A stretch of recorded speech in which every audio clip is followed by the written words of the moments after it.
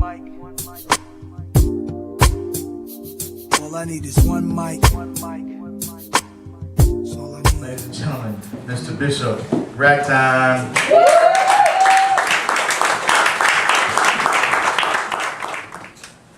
I'm told that legends rarely live up to their myths.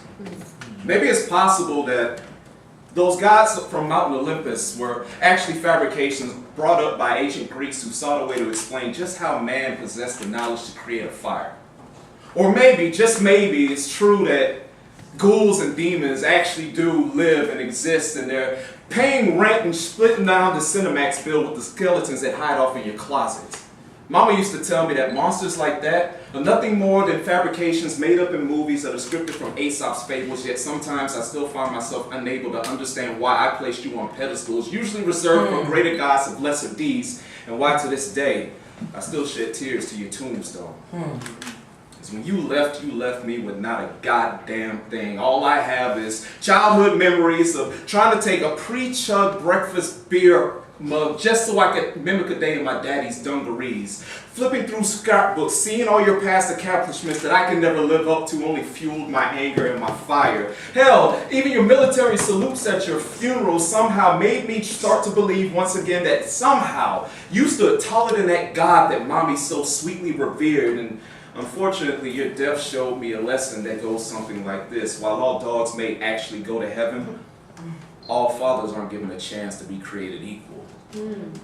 Sometimes some of the people like him were never given that chance to become Paul Bunyan's with a mighty axe to clear those pathways for a wayward, childward type of youth. It became, when I got into high school, much easier just to pretend that you were absolutely perfect, and I wanted to walk in your shoes rather than finding those chinks in that flawed armor forged from the fires of abusive latchkey childhood you left me in. Because let's be honest, you never became my James Evans good times fantasy. Instead, you were more of an Archie Bunker alcoholic reality, and your demise in leaving me turned your ex-wife's second-born seed into her second-hand bastard, fueling every bit of my fiber. Now you understand sometimes why I get so angry, because it became clear to me the same person who was my antagonist is the same person who became my aura. We are nothing more, Dad, than two dented sides of the same flawed coin. The only difference is you are an accomplished Air Force mechanic that never seemed to be able to find fixes past those liquid spirits you just had to have. 4-star track athlete that had to run the gauntlet of 2 failed marriages while holding off the chance to pass that baton on to your 2 sons. Hell, the weight of your casket finally taught me that I had made a mistake all of these years demonizing the monster that I thought was the bad man that I was taught to do so after mommy's divorce. So Daddy, I'm telling you right now, 10 years too late, I'm sorry. Because you were nothing of a myth.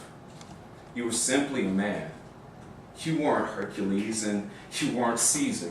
You weren't a heretic and you weren't a hero. Hell, you weren't demonized and you damn sure wasn't a damn soul. All your existence solely was as a lesson to teach me that I need to learn how to manage my fears and my anger in these moments where I feel apathy attuned to admiration. So Daddy, I'm telling you, thank you finally. And I'm sorry it took so damn long. You were simply a man, and now I understand why they told me that myths don't always live up to the legends. And I understand now why sometimes it's just better to be a grown man living in the falsehoods of fairy tales, just if it makes those past trials that I face a little bit easier to swallow. So Daddy, thank you. I shed tears to your tombstone solely in memory, and I hope you can finally rest in peace.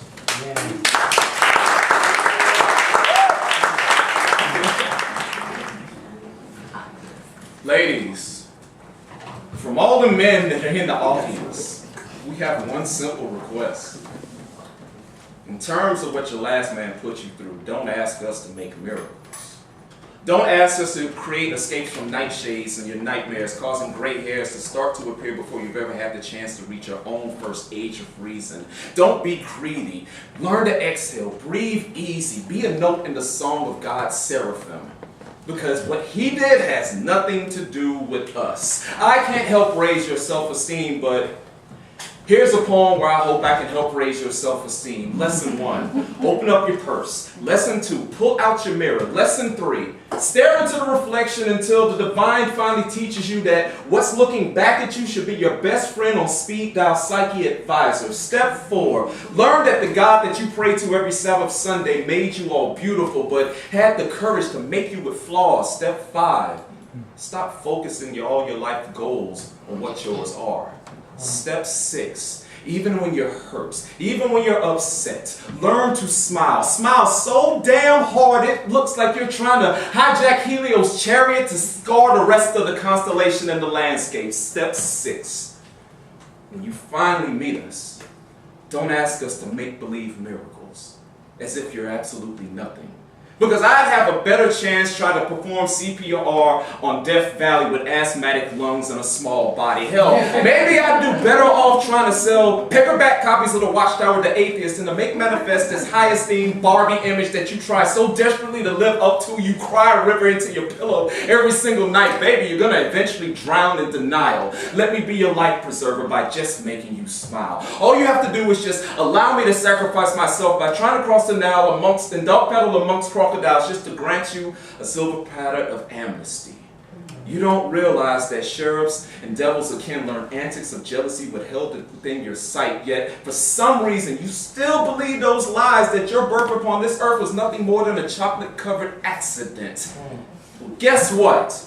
We wouldn't have it any other damn way. You are my original cover girl. Carbon-based genetic DNA makeup from makeup to breakups. I made up my mind a long time ago to make you the dream that flows slowly through soluble hemoglobin. Translation, you were the antidote that floats through my bloodstream trying to help heal all my heart's past battle scars. And damn it, just give me 5 minutes in an attempt to try to heal yours, because I have dreams, and one of my dreams is one day being able to kiss you under the Eiffel Tower, standing in rain puddles, watching wrinkles and dimples huddle together at the exact moment that you turn 64 to let you know, yes, I love you, and yes, I will always need you, and yes, you are the belle of the ball for whom my heart so strongly tolls for. Just stop taking a toll on yourself. Stop believing that you are nothing. Stop letting the last person that messed you over make you believe that you were anything less than imperial amongst your peers. Brown sugar, learn to peer at the depths of your own soul. Scratch that itch that still rests on your heart. Because if you don't know that you're beautiful, what can my words ever do? The only thing that we ever ask of you is when we come along after your heart's broken, don't ask us to make believe miracles that you are nothing more than already perfect for us. Stop being greedy.